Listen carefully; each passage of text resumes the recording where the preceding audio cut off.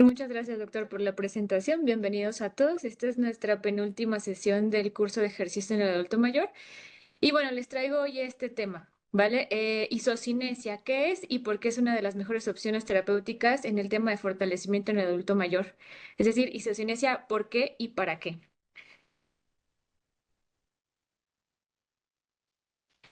Entonces, vamos a tener esta orden del día. Vamos a ver unos casos clínicos, ver cómo mejoraron con isocinesia, cuál es la definición de isocinesia, cuáles son las ventajas de este método respecto a un método convencional, cómo es el análisis cuantitativo, cómo es un reporte isocinético, algunos casos de la vida real y conclusiones para llevar a casa y el consultorio.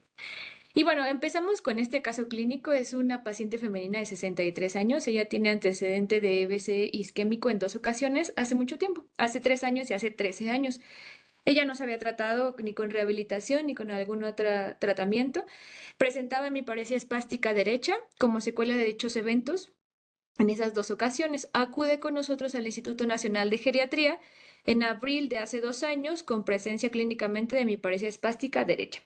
La fuerza muscular por escala de Maurice, que es la escala que utilizamos para estos pacientes, tenía aproximadamente en lo que equivale a una escala en Daniels, tenía un 4 de 5, casi para todos los músculos del lado derecho. Y además tenía sensibilidad con hipoestesia en el hemicuerpo derecho, los reflejos estaban normales y prácticamente ya hacía una marcha eh, asimétrica pero funcional. ¿De acuerdo? Ya solamente no podía hacer la extensión del tobillo, la dorsiflexión del lado derecho, pero realmente la marcha la podía lograr. Ella es de nuestras pacientes que está colaborando con nosotros en el personal de intendencia y entonces ella estuvo con nosotros. Si ustedes ven esta paciente, en realidad dolor no tenía. La fuerza estaba en 4, lo cual es prácticamente funcional, y los arcos estaban limitados, pero por la espasticidad. Este paciente, digamos que si no tiene dolor, que si es funcional, que si tiene la fuerza en 4, prácticamente en muchos servicios lo darían de alta o incluso no harían un programa de fortalecimiento, ¿no? Eso es lo que menos pensarían. Sin embargo, le hicimos todo un proyecto de fisioterapia en el instituto y además cuando ya cumplía con los criterios para ingresar a isocinesia le hicimos la prueba. ¿Y qué encontramos? Pues en realidad aquí está la prueba inicial. Ella llevó 12 sesiones de isocinesia, que es este equipo, a lo largo de un mes, es decir, 3 veces por semana, por 4 semanas son 12 sesiones. En la prueba inicial en extensión hacía 26 newtons. Y fíjense cómo en la prueba final, después de un mes exactamente, esta fue el 15 de marzo y el 18 de abril le hicimos la prueba final, aumentó de 26 newtons a 80, ¿no? Casi triplicando, o más bien más del triple de la fuerza en extensión, lo que se refiere a cuádriceps, estamos hablando de rodilla. Y en la fuerza de flexores, es decir, en isquiotibiales o isquiosurales, ni siquiera detectaba casi nada de newtons. Esto lo detectamos porque prácticamente fue la fuerza de gravedad que llevaba hacia abajo la pierna. Y terminó con 37,8. La potencia hacía 1 watt, lo cual es realmente nada. Y terminó con 75 watts. El trabajo, que es la suma o el trabajo bajo la curva de todas estas repeticiones, estaba en 19 y terminó, miren, con 761 joules.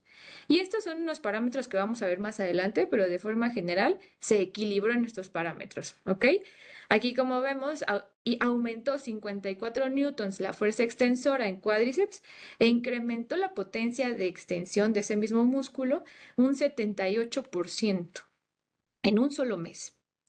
Y el segundo caso es un caso de un paciente en el 20 de noviembre que me gusta mucho presentar porque es un paciente que se encargaba, él estaba en el servicio de cocina y entonces él tenía que caminar, el esposo operado de cadera, tiene 69 años, la cadera derecha tenía coxartrosis grado 3 y entonces lo operaron por dolor intenso. Él en tan solo 3 semanas, es decir, 9 sesiones, porque también tomaba 3 sesiones por semana, logró lo siguiente. Fíjense, la prueba inicial, aquí esta es cadena cerrada, hizo 734 newtons y llegó a 1029. Aumentó 300 newtons de fuerza en la cadena extensora y llegó de un equilibrio o de un desequilibrio casi en 30% a un 15%, lo cual vamos a ver, pero es normal, ¿ok?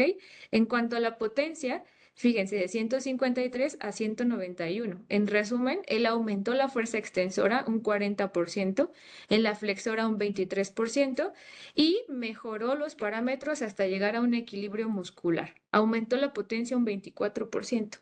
Estos dos casos son muy interesantes y no son más que con isocinesia. ¿Cómo lo hicieron? Esa es la respuesta, isocinesia, ¿no? Ahora, ¿pero qué es la isocinesia? El entrenamiento isocinético es un sistema de evaluación que utiliza la tecnología. Tiene un monitor, tiene un asiento, tiene un dinamómetro que se utiliza para procesar todos estos parámetros, tanto cualitativos como cuantitativos de la capacidad muscular. Cuando a un paciente le ofrezco o es candidato para esta intervención, yo lo que les digo es que es un examen muscular. Es un examen que nos va a decir exactamente si estamos o no en equilibrio muscular. Se obtienen magnitudes físicas, principalmente fuerza, potencia, trabajo, componente excéntrico. Ya vamos a ver cada uno de ellos más adelante. Y entonces también, además de ser una forma de evaluación del equilibrio muscular, va a ser una forma de entrenamiento del músculo, ¿no? Como ya bien dijo el doctor Humberto, el músculo no solamente es un órgano capaz de desarrollar fuerza, sino también se considera un órgano endocrino. Y entonces decimos siempre nosotros en fisiología del ejercicio que isocinesia se puede describir en 4 palabras: velocidad constante y resistencia variable. La velocidad constante se dice porque nosotros programamos en este equipo, hacemos diferentes protocolos, pero programamos a qué velocidad queremos que el paciente llegue, si a bajas velocidades, intermedias o altas. Y la resistencia es variable porque dependiendo de la fuerza que impregne el paciente, el equipo, la magia que tiene es que hace cierta resistencia para que el paciente apenas alcance a vencer esa resistencia. Es algo muy similar como cuando estamos en una alberca, que estamos en agua, que estamos sumergidos. Cuando ustedes quieren correr, el agua hace una resistencia tal que no nos para por completo, pero que sí nos deja avanzar y nos deja hacer las movilizaciones dentro del agua. Cuando vuelvan a entrar a una alberca, cuando vuelvan a entrar al mar, hagan ese ejercicio y perciban cómo es que se siente esa resistencia del agua contra el movimiento. Así es más o menos lo que se siente en un entrenamiento isocinético. Los que ya han tenido oportunidad de hacer una prueba o un entrenamiento saben a lo que me estoy refiriendo. Ahora, previamente la isocinesia inicialmente se utilizó para estas personas que no son pacientes, que son deportistas. Específicamente en los futbolistas, ¿no? Son pocos los hospitales o los centros en los que hacemos esto, en los que subimos a un paciente adulto mayor, mayor de 60 años, a un equipo de isocinesia. Antes estaba prohibido, antes estaba muy estigmatizado que los pacientes adultos mayores no lo podían realizar o que los pacientes posoperados de cadera y de rodilla no lo podían realizar. Pero ¿qué creen? Son los pacientes que más se benefician de este tratamiento.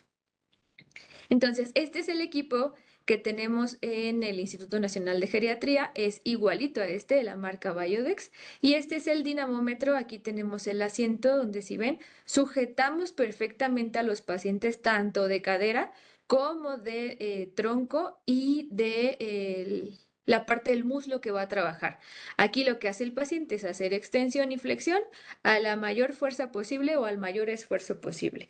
De aquí, estos newtons o esta fuerza se procesa aquí en el dinamómetro para darnos aquí números que vamos a ver más adelante. Entonces, este método, como ya vimos, sí funciona, pero ¿para qué sirve exactamente? A diferencia de otros métodos en donde podemos evaluar la fuerza en un estado isométrico, como es la dinamometría de mano con un hand grip, la diferencia es que mide la fuerza en todo el rango de movilidad. Cuando el paciente está haciendo extensión y flexión, mide exactamente la fuerza que estamos haciendo en cada grado, en cada ángulo, ¿no? Y mide el máximo en cada punto de este rango de movilidad. Cubre todas las velocidades, puesto que yo lo puedo poner desde velocidades bajas hasta las más rápidas. Es adaptable prácticamente a todos los grupos musculares. Si ven aquí en esta imagen de la derecha, este es un diagrama donde se puede utilizar para casi todas las articulaciones. Lo que más hacemos es rodilla, porque lo que nos interesa en los pacientes con sarcopenia es aumentar la fuerza tanto en extensión para cuádriceps como en flexión en isquiotibiales, pero también se puede hombro, codo, tobillo, carpo, etcétera. Tiene diferentes utilidades, cadera, ¿de acuerdo? Es amigable, puesto que el paciente solo se sube, lo sujetamos y empieza el entrenamiento o la prueba. ¿Es reproducible? Sí. Lo más importante es que es seguro, siempre y cuando nosotros tengamos la capacitación y el expertise para poder ajustar y acomodar a un paciente de forma que no se lesione. No es inocuo por completo. Tiene sus riesgos, pero es importante definir desde qué paciente subimos a una prueba que tengan riesgo para ejercicio bajo, hasta qué pacientes no podemos subir y cuáles son las precauciones que debemos tener antes, durante y después. Este sistema es objetivo, puesto que las medidas son basadas en el Sistema Internacional de Unidades, donde la fuerza se mide en newtons, la potencia se mide en watts, el trabajo se mide en joules, ¿ok? Y combina la biomecánica con la fisiología, ¿ok? Y bueno, entonces este método, ¿qué tiene de diferente con una forma de entrenamiento de fuerza convencional? ¿Cuáles son las diferencias? Aquí un cuadro que les realicé, en realidad el método convencional, y me refiero a método convencional como ligas de resistencia, mancuernas, polainas, todo lo que vemos como entrenamiento, este, convencional en nuestros pacientes que entran a rehabilitación.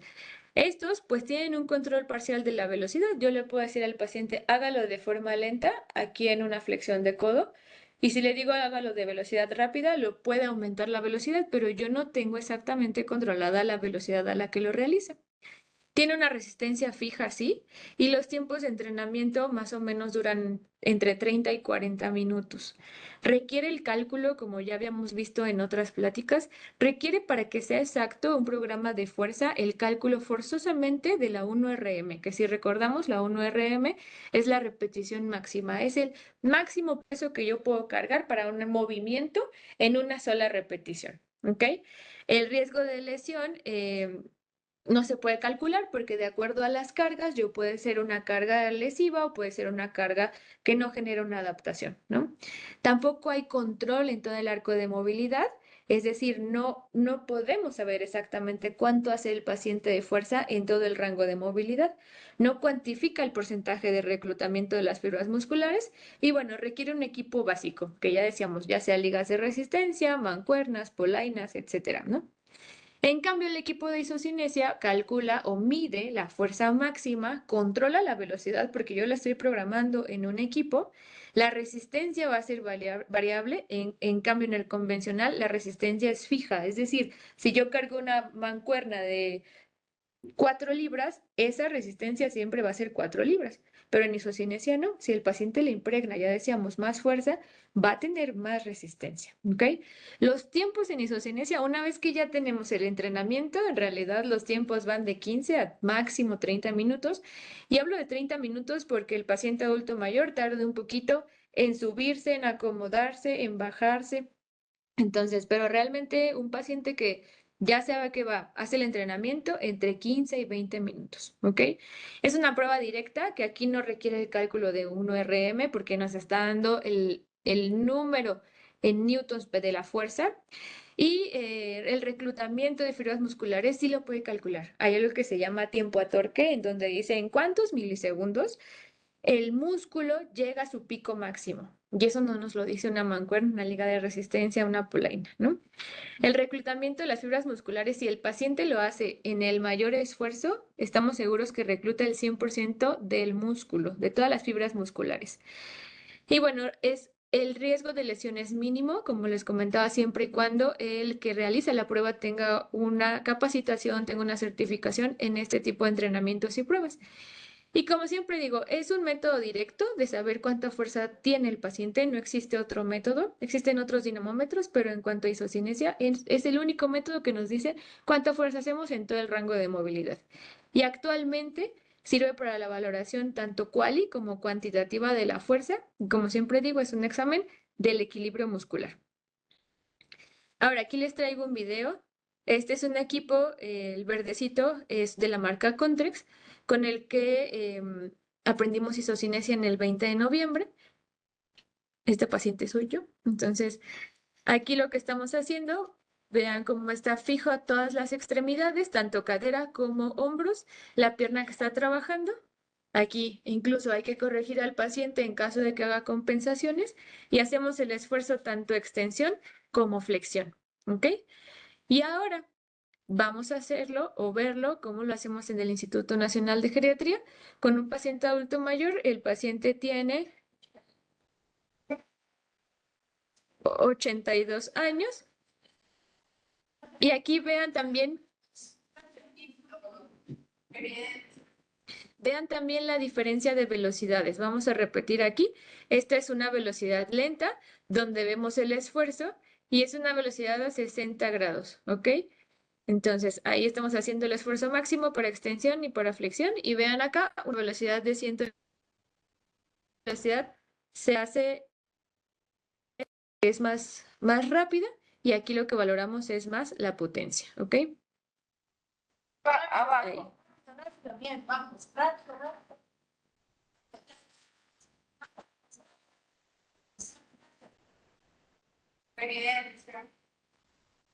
¿Listo? Bueno, ¿y esto entonces para qué me sirve? ¿Qué datos puedo obtener con una prueba de isocinesia además de la fuerza? Obviamente lo más importante, y por eso lo puse en el centro, es la fuerza expresada en newtons, ¿no? Ya decíamos, nos va a dar fuerza de extensión y fuerza de flexión de rodilla, en este caso cuádriceps e isquiotibiales, y también nos va a dar el trabajo. Cuando hacemos las 10 repeticiones en extensión y flexión, el área bajo la curva, ese es el trabajo, la energía que estamos realizando con esas 10 repeticiones, ¿ok? La potencia es algo muy importante que vamos a ver más adelante, la implicación clínica, pero la potencia es el resultado de la fuerza por la velocidad. Entonces la valoraremos en velocidades altas, no así en bajas. La relación, primero veamos el equilibrio interlado. El equilibrio interlado es decir, ¿cuánta fuerza hago de la pierna derecha y cuánto de la pierna izquierda? Deberíamos estar 100% equilibrados, pero como no somos perfectos, lo normal es que tengamos una diferencia no mayor a 10% entre una pierna y otra. Es decir, si yo hago 80 newtons de extensión de la pierna derecha, tengo derecho a sacar 80 más menos 8 del lado izquierdo, ¿ok? Para considerar que estoy en equilibrio muscular. Ahora, eso es para pacientes sanos. Para pacientes posoperados, como son la gran mayoría de nuestros pacientes posoperados de cadera, de rodilla, ahí este parámetro es un poquito más laxo. Tenemos hasta 20% entre una pierna y otra para considerarlo normal. Y en deportistas, ahí sí es más estricto el asunto. Aquí no debe ser mayor al 5%. Ayúdenme con sus micrófonos, por favor. Y ahora, ese es el primer equilibrio, el de una pierna y la otra. Ahora, en una sola pierna, tengo que saber cuál es la relación entre el agonista y el antagonista, es decir, entre la extensión y entre la flexión. Y esta debe ser aproximadamente en 50 más menos 5. Antes se creía que era el 60%. ¿Y esto qué quiere decir? De acuerdo a esta imagen, la cadena extensora siempre debe ser mayor que la flexora, ¿ok? La cadena extensora es la más funcional. ¿Y cuánto más debe ser mayor? Pues ese 40%, ¿no? La flexión debe ser 60% aproximadamente de la extensión, ¿ok? Y lo vamos a ver más adelante. Y el componente excéntrico, que lo vamos a ver también más desarrollado, pero es un componente que nos permite fuerza, sobre todo haciendo no contracciones, sino elongando el músculo. Entonces, ya decíamos, la relación agonista-antagonista, esta relación entre extensión y flexión, donde la extensión debe ser mayor, eso es lo que debemos conservar y sobre todo evaluar en nuestros pacientes. Aquí ya vemos, ¿no? Esta es la fórmula para calcularla. Aquí, por ejemplo, este es un reporte del equipo Contrex de isocinesia y aquí, donde dice par max x, es el pico máximo de extensión. Aquí lo tenemos a bajas velocidades, a altas velocidades y en componente excéntrico. Este paciente hizo 184 en bajas velocidades y aquí podemos ver en cuanto a la flexión hizo 126 y el componente excéntrico lo vemos de este lado. Ahora, ya decíamos, el componente flexor debe ser más o menos un 60% respecto a la extensión. Y aquí lo vemos en esta gráfica. ¿En qué velocidad, doctora? ¿En qué velocidad tengo que saber que la extensión debe ser mayor que la flexión en todas las velocidades? Y este artículo lo dice, ¿no? Ya tiene sus años, pero en realidad es para ejemplificar que miren, las velocidades a 30 grados por segundo y velocidades a 240 grados por segundo. Aquí tenemos la extensión en gris más clarito y la flexión en gris más oscuro.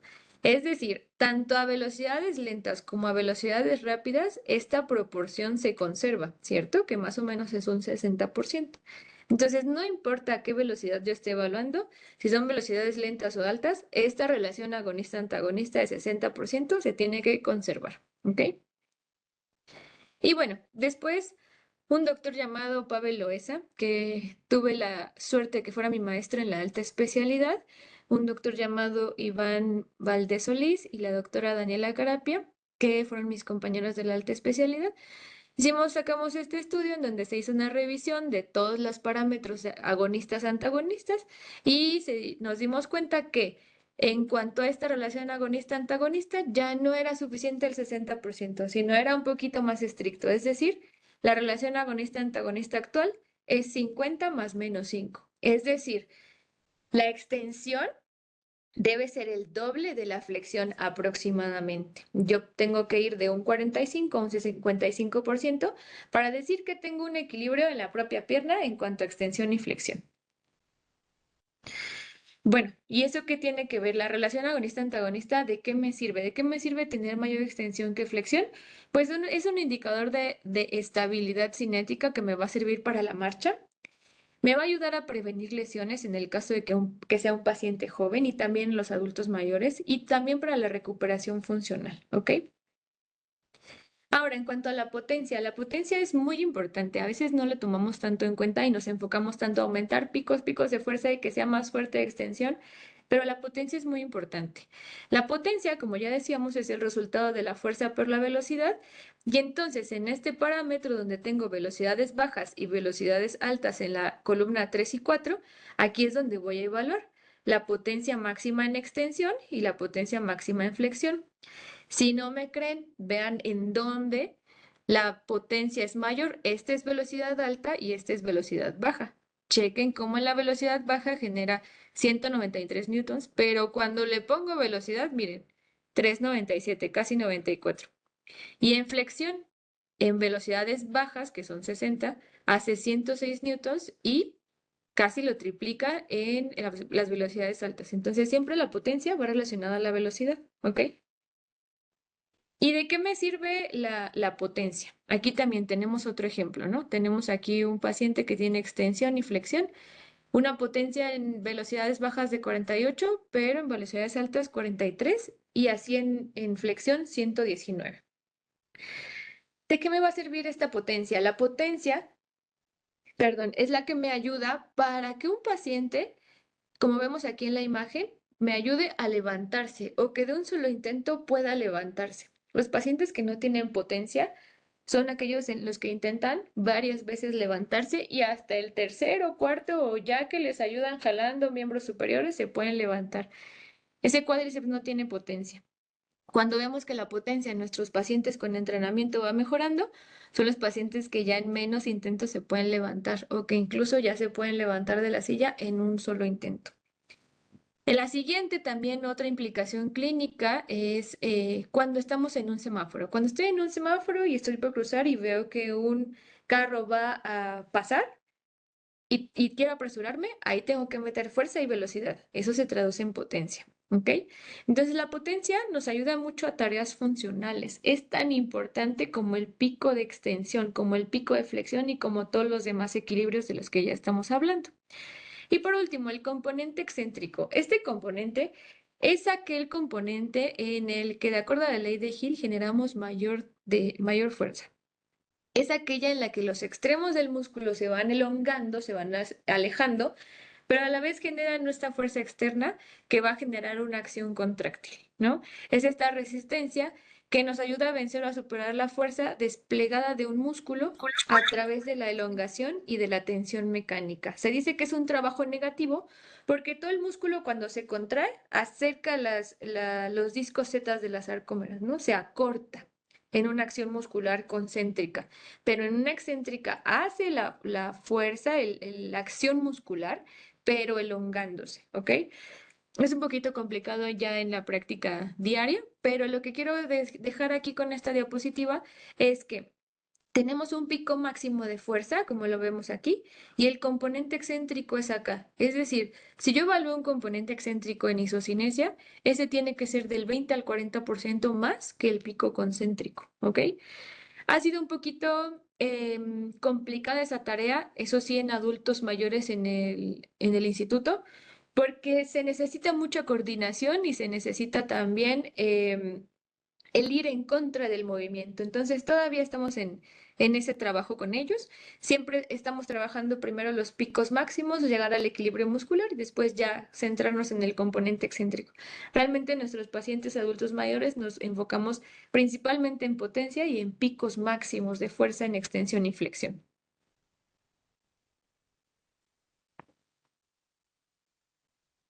Bien, entonces la fuerza excéntrica o el componente excéntrico, ¿de qué me va a servir? La importancia clínica viene aquí en la funcionalidad. Es decir, como en este paciente, en estos dos pacientes, cuando van bajando escaleras, la fuerza que estamos aplicando es un componente excéntrico de cuádriceps. Hagan el análisis cuando vayan a bajar el siguiente escalón a partir de ahora y háganlo lento. Sientan o perciban en dónde se siente el esfuerzo. Muchas veces pensamos que es en isquiotibiales o isquiosurales y no, el componente y la fuerza que se realiza es un componente excéntrico de isquiotibiales. Entonces, pacientes que tienen caídas en las escaleras, pacientes que no pueden bajar las escaleras o que lo hacen de ladito, no tienen ese componente excéntrico adecuado, ¿no? También los pacientes que están por sentarse, hacemos un excéntrico de cuádriceps cuando vamos descendiendo poco a poco. Y aquellos pacientes que no lo tienen son los que se dejan caer. No sé si los han visto, la mayoría de los pacientes cuando tienen falta de fuerza o este componente excéntrico lo presentan. Y aquí les traigo un ejemplo de un reporte isocinético. Este es del equipo Contrex. Y aquí, por ejemplo, tenemos, chequen bien, la extensión y la flexión a 60 grados, que son bajas velocidades.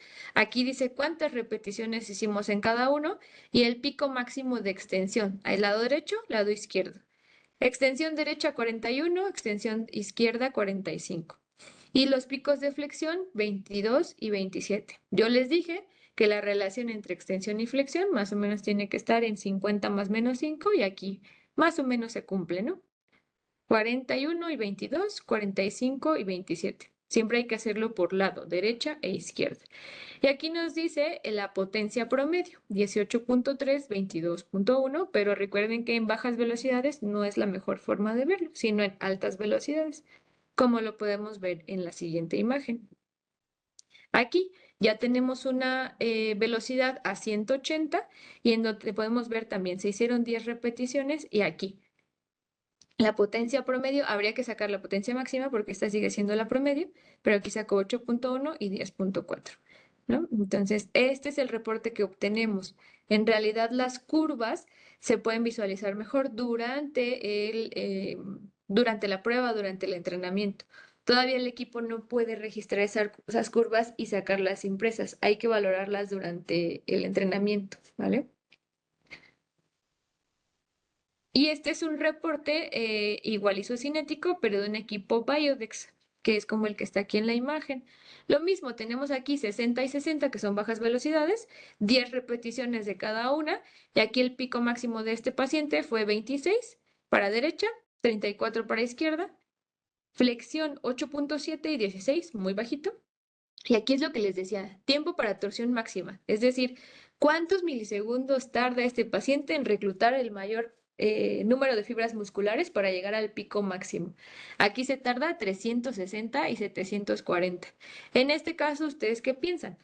¿El tiempo para torsión máxima, el mejor debe ser el de mayor número o el de menor número?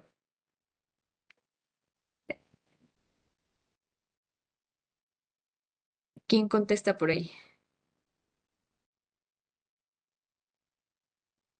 Exacto, el de menor número. ¿Ok? Entre más rápido sea, es mejor. Entre más rápido reclute las fibras musculares, es mucho mejor. Muy bien. Y aquí sí, este es un reporte, y dice aquí informe detallado.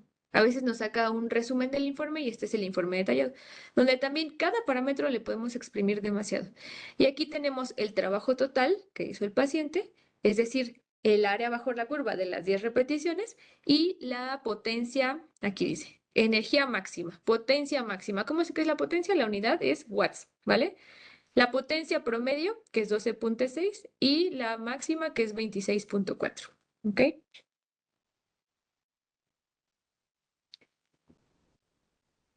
Y aquí está otro.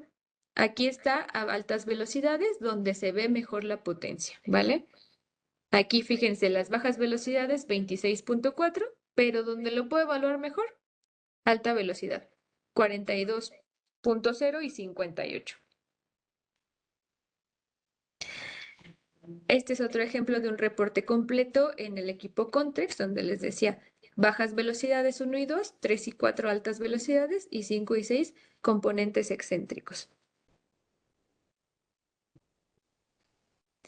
Y ahora les traigo unos casos de la vida real, en donde acompáñenme a ver estas tristes historias, porque así es como llegan los pacientes. Antes de pasar a esto, ¿alguien se ha hecho alguna vez una prueba de isocinesia que me diga exactamente cuántos newtons hicieron o lograron de extensión para que comparemos ahorita con los pacientes?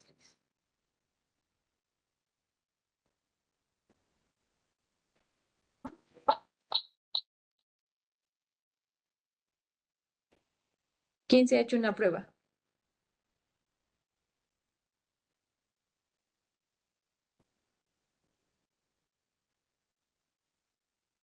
Yaneli Quintero. ¿Cuántos newtons hicimos de extensión, Yaneli? Que recuerdes más o menos. No, que no recuerdes.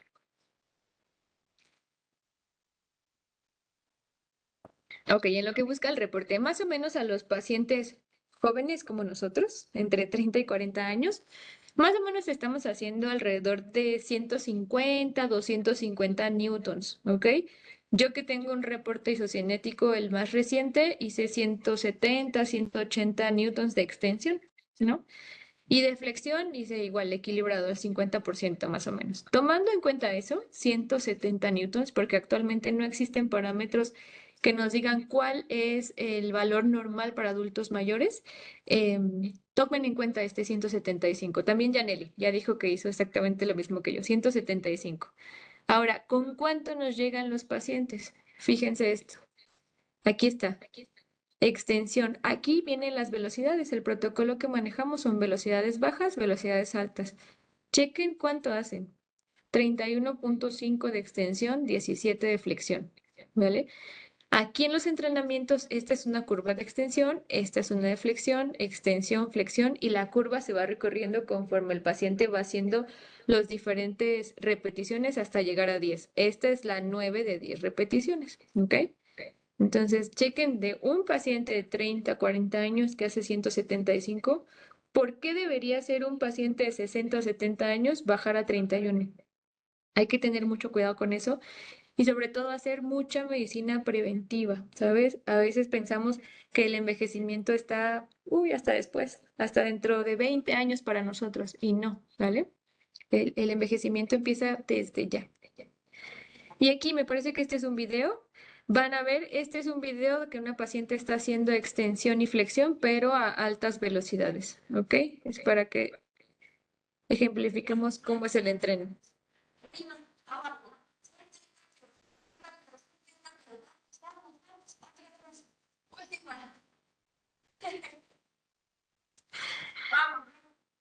Ella es doña Carmen, 38 años, y ella tiene gonartrosis grado 3 bilateral. Ella está haciendo programas de entrenamiento donde ella empezó así, con picos de fuerza más o menos en 20, 22, porque hacía lo mismo para bajas velocidades que altas velocidades, y ahorita más o menos está llegando a 50, ¿ok? A lo que voy es que con esto la edad no es un parámetro de exclusión y tampoco los diagnósticos, ¿ok? Obviamente primero llevo un programa de ejercicio, un programa de fisioterapia, un programa de control de dolor, donde ya en la movilización de extensión y flexión no genera un dolor arriba de 4 o 5 en escala visual análoga.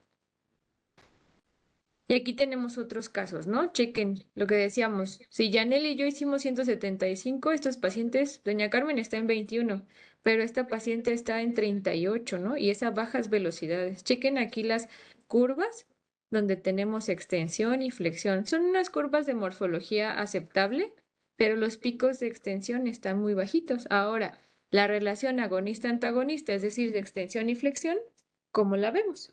Más o menos está a la mitad, ¿no? 38, la mitad creo que es 17.5. Entonces, está exactamente equilibrada, pero con picos bajitos, ¿no? Dice el doctor Iván, débilmente equilibrada. Entonces, aquí vamos a ver, esta paciente haciendo las velocidades lentas. Bien fuerte, Carmen.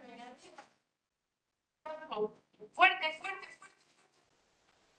Eso, vamos. Fuerte, fuerte. Arriba, abajo, fuerte. Y abajo.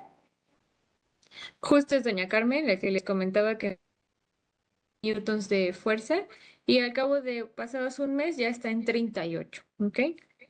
Y mejorando las curvas de isocinesia. Ahora aquí tenemos otro paciente, ella es Rosita y ella tiene gonartrosis también grado 4. Tiene dolor intenso y con ella estamos llevando también un programa para control de dolor. Y aquí, ¿cuál creen que le duela? ¿Cuál pierna creen que le duela? Vean los picos de extensión. 58 y 36. ¿Cuál creen que sea la más dolorosa? Ambas tienen el mismo grado de gonartrosis.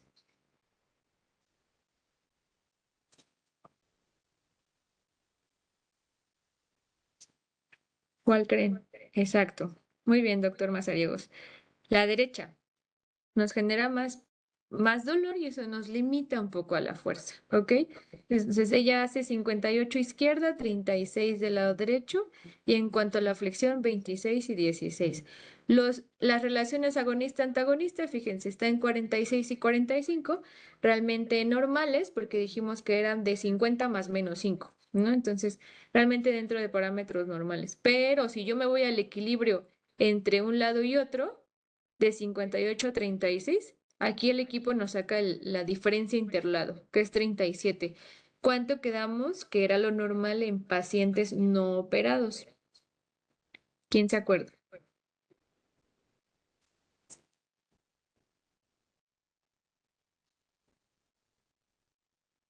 10%. Bien, Axel y Karen.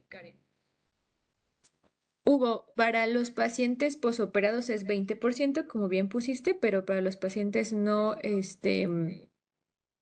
operados es el 10%, ¿ok? Y acá podemos ver también las curvas de extensión, donde tenemos extensión y flexión, pero a altas velocidades, ¿ok? Y bueno, aquí tenemos, como les puse aquí, casos aún peores, ¿no? Si decíamos que la extensión tiene que ser mayor que la flexión, miren este caso. De extensión tiene 53 y de flexión tiene 61. Entonces es un doble trabajo. Tenemos que igualar primero la flexión y luego de ahí superar ese 40% que debe ser mayor. Y vean este caso, vean las curvas, están exactamente al mismo pico, pero la morfología no es la misma, ¿sale? Esta es la extensión, esta curva, como les digo a los residentes de alta especialidad, suben un pico y vean cómo desciende todo, pierde la fuerza luego, luego, esta es la extensión.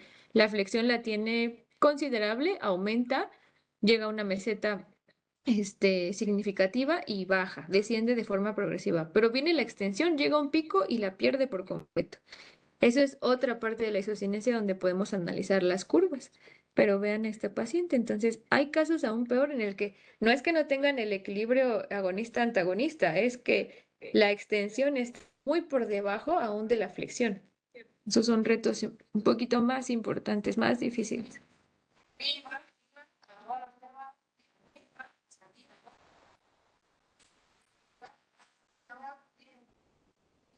Vean las curvas, hace extensión y flexión. Pero a pesar de que hace los mismos picos, no es la misma calidad del músculo, no es la misma forma de generar fuerza de la extensión y la flexión. Y bueno, tenemos casos también muy bonitos en el que pacientes que ya llevan programas de isocinesia, casi siempre les dejamos 2 o 3 veces por semana, de acuerdo a lo que el paciente pueda acudir, pero este es un paciente de nuestros récords ahí en el instituto, donde miren, hace 109 de extensión para derecha y 112 para izquierda. Y en la flexión, 63 y 60. Chequen la agonista antagonista, les decía de 50 a 55, de 50 más menos 5, él está perfecto en agonista antagonista, tiene 56 y 55. Y miren el equilibrio interlado. Miren aquí el equilibrio interlado. Casi de deportista, ¿no? Que debe ser 5%. Se me parece que es don Rafael. Ah, es Alberto. Él tiene entre una pierna y otra una diferencia de 3%. Muy pocos de nosotros lo tenemos. Y en la extensión y en la flexión tiene un déficit de 5,3. En realidad bastante equilibrado. Este paciente ya prácticamente se va de alta. Y entonces, como conclusiones, ¿qué me gustaría que se llevaran para la casa, para consultorio, para la vida diaria? Pues que la dinamometría isocinética es un método de evaluación muy exacta que nos dice exactamente no solo cuántos newtons tiene un paciente de fuerza en extensión o flexión, sino todos los parámetros que ya vimos: potencia, excéntrico, trabajo, etcétera. Pero que es un trabajo o es una intervención que va de la mano con las fases de rehabilitación, donde se controla el dolor, las contracturas, la inflamación, etcétera. Hay parámetros o criterios de ingreso para isocinesia. No todos los pacientes son candidatos o no todos en esa temporalidad son candidatos para subirlos a un equipo de isocinesia. Por lo tanto, el equipo de isocinesia no solamente es un método de evaluación, sino también es un método de entrenamiento. Muchas veces en los deportistas, a veces solo se quedan en la evaluación de los deportistas, los evalúan los futbolistas, por ejemplo. Los evalúan solamente al inicio o al término de temporada y listo, no los entrenan ahí. La diferencia que estamos haciendo nosotros con adultos mayores es evaluarlos, ver los déficits y de ahí entrenar esos déficits, ¿sale? Si el paciente no puede ir a isocinesia, entonces les hacemos un programa para casa de acuerdo a la evaluación que ya hicimos con isocinesia. Entonces ya vimos también que el componente, el equilibrio interlado, la relación agonista-antagonista y el componente excéntrico son de gran importancia funcional. No solamente es decir cuántos números tienen, sino ya tiene una traducción clínica y funcional. Y bueno, que a partir de una evaluación de isocinesia podemos diseñar un programa de rehabilitación que incluya un menor tiempo de incapacidad, un mejor control del dolor y la reintegración laboral o a las actividades básicas de la vida diaria de nuestro paciente, que es lo más importante. Y bueno, como siempre digo, caras vemos, desequilibrios musculares no sabemos. Y para ello tendríamos que hacernos una prueba de isocinesia todos, ¿no? Para terminar también, una última moraleja, las curvas más bonitas de un hombre o de una mujer, para mí serían las curvas isocinéticas, ¿no? Para saber si realmente estamos en equilibrio muscular o no. Antes de concluir, me gustaría también hacer un pequeño comercial, además del Congreso de la Academia Mexicana de Geriatría del 19 al 21 de junio, que ya estamos a una semana. También para el Congreso Internacional COMEFIR en Morelia, del 18 al 21 de noviembre, es un congreso de rehabilitación donde estoy a cargo, soy coordinadora del módulo de Fisiología Clínica del Ejercicio, para los que estén interesados. Y bueno, solamente agradecer que estén aquí a estas horas de la noche. Estoy atenta a sus comentarios y aquí dejo mis redes sociales por si tienen alguna duda fuera de la sesión. Ahí me pueden escribir, ya sea en redes sociales o en mi correo laboral. Muchas gracias. Gracias, doctora Leslie. Siempre importante conocer este tipo de temas, herramientas. Y bueno, hay unas cuantas preguntas. Quisiera hacerle una en lo que pueden llegar más. Nos preguntan que a partir de cuántas sesiones de entrenamiento se pueden observar cambios en los newtons. Mm, La bibliografía dice que a partir de las 12 sesiones, más o menos un mes, se pueden haber cambios. Hay que entender que de acuerdo a la fisiología del ejercicio, los cambios en cuanto a los newtons no se ven antes de las 8 o 10 semanas, principalmente a las 12 semanas. Pero con isocinesia, como ya les comenté el caso del señor Arnulfo, él a las 3 semanas, con un entrenamiento de 3 sesiones por semana, vimos resultados de que aumentó 300 newtons en cadena cerrada. En el caso de la paciente con EBCs de recurrencia, ella sí tuvo cambios al mes.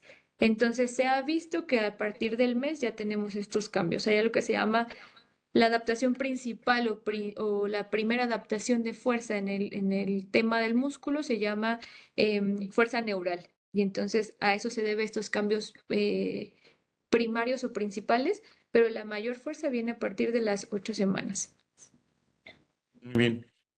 Preguntan si estos equipos ya hay en algunas instituciones como en el Seguro Social y aproximadamente cuántos. Y digo lo mismo, la misma pregunta es de que más o menos cuánto cuesta este tipo de equipos y si se requiere alguna normativa especial para empezar a utilizar estos dispositivos me imagino, en algún tipo de centro de rehabilitación. Sí, claro, o sea, como ya vimos, en realidad hacen muchas cosas, es mágico este equipo, todos quisiéramos tener uno, pero sí son caros. En realidad, más o menos, están entre 3 y 4 millones aproximadamente. O sea, evidentemente no todos tenemos la posibilidad de tener uno en nuestros centros, pero quienes sí lo tienen, como ya decía, el Hospital 20 de Noviembre con el doctor Pavel, el Instituto Nacional de Geriatría, el Instituto Nacional de Rehabilitación. em, Me parece que en Guadalajara también hay un hospital que lo tiene con la doctora Ana Román. En el 1 de octubre, que es ISSSTE, estaban con el doctor Rubén Darío. Y si no mal recuerdo, a ver, creo que está por aquí el doctor Pavel, a ver si me puede ayudar donde haya más centros, pero creo que son los principales. Yo creo que también en las unidades de rehabilitación física del Seguro Social, que puede ser la unidad centro, la sur y la norte, la del Colonia y tal vez la de Monterrey, pero tengo mis dudas, pero seguramente en centros de rehabilitación grandes, ¿verdad? Sí, efectivamente, solo que habemos pocos todavía para poderlos utilizar. Ujú, Entonces, han estado como ahí un poquito empolvados. Ya se está haciendo como ujú. toda como toda la escuela para que se puedan movilizar. Ya se están dando más pláticas sobre esto para que la gente los conozca, para que sepamos en realidad toda la importancia de la isocinesia. Bien. Preguntan también si mejoran las diferencias del intervalo y la potencia, ¿pueden dejar auxiliares de la marcha a los pacientes? Sí, eso es lo más bonito. En la parte funcional es eso. Si yo mejoro la fuerza, si yo mejoro los equilibrios musculares, este paciente cada vez va a requerir menos el auxiliar de la marcha. Y a lo mejor de una Ujú. andadera que descarga más peso, pasó a un bastón y del bastón ya lo paso a ir destetando el bastón poco a poco. Evidentemente, estos pacientes hay que mencionar el trabajo importante de fisioterapia, en el que no solamente tienen un trabajo de isocinesia, también en fisioterapia llevan su trabajo en cuanto a movilizaciones, estiramientos, mucho trabajo de equilibrio, etcétera. Entonces, es un programa completo. Ahorita estamos presentando isocinesia solo como la parte de fortalecimiento. ¿Mm? Y más o menos dicen que en cuánto tiempo del posoperatorio de fractura cadera se puede iniciar con este tipo de rehabilitación o posterior a un EBC. En cuanto a los posoperados, hay que esperar que pase la fase uno. Fase uno con objetivos en cuanto a control de dolor, mejorar contracturas, arco de movilidad e inflamación. Una vez que tengo controlados esos objetivos, ya puedo ser candidato a un programa de isocinesia. Pero lo más importante es control del dolor y que tenga un arco funcional. Obviamente sabemos que un paciente posoperado de cadera o de rodilla, inmediatamente el posoperatorio va a terminar con arcos limitados. Por eso es que siempre es primero la fase uno y de acuerdo a ella que no hay tiempos para la fase uno, pero sí objetivos como los que ya mencioné. Terminando esta, si cumple criterios, ya podemos pasarlo a una evaluación y un programa de entrenamiento isocinético. Muy bien, aquí luego voy a ligar dos preguntas. Una es de que en la sede de rehabilitación utilizan para gonartrosis de este tipo de equipos. ¿Qué protocolo recomienda para pacientes adultos mayores o con sarcopenia? Y la otra es de que tal vez en medicina familiar, ¿qué método se puede utilizar en pacientes con gonartrosis y dolor neuropático de difícil control? Creo que son diferentes al final, pero ligan por la gonartrosis ambas. Sí, en realidad los protocolos que utilizamos son protocolos que aprendimos desde la alta especialidad con el doctor Pavel, en el que incluyen, como ya veíamos en las imágenes, incluyen 2 series de 10 repeticiones a baja velocidad y 2 series de 10 repeticiones a alta velocidad. ¿Cuál es el objetivo de estos? Que con las primeras dos voy a trabajar el componente pico de fuerza y con las de alta velocidad voy a trabajar el componente de potencia. Entonces estoy trabajando las dos cosas, aumentar fuerza y aumentar potencia. Casi siempre yo lo que les pregunto a los residentes de alta especialidad es, ¿qué es más importante para ti?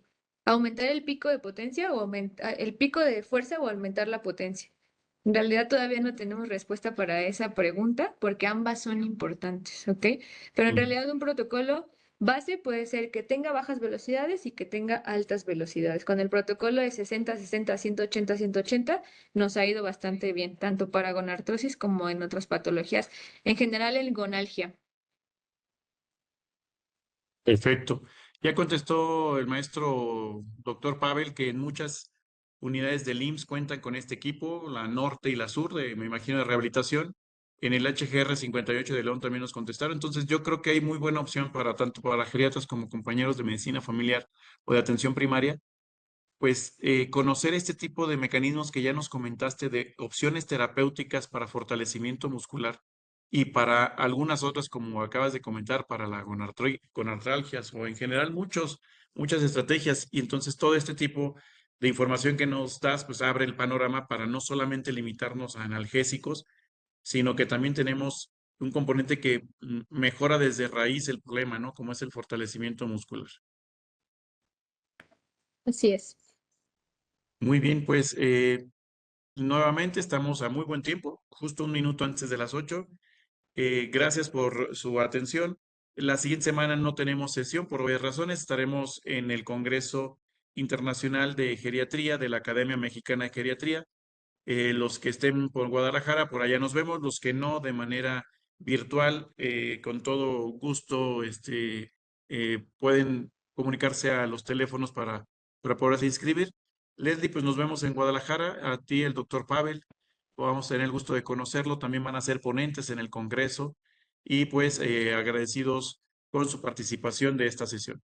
Leslie, pues gracias y que pases buenas noches. Buenas noches a todos. Muchas gracias a todos.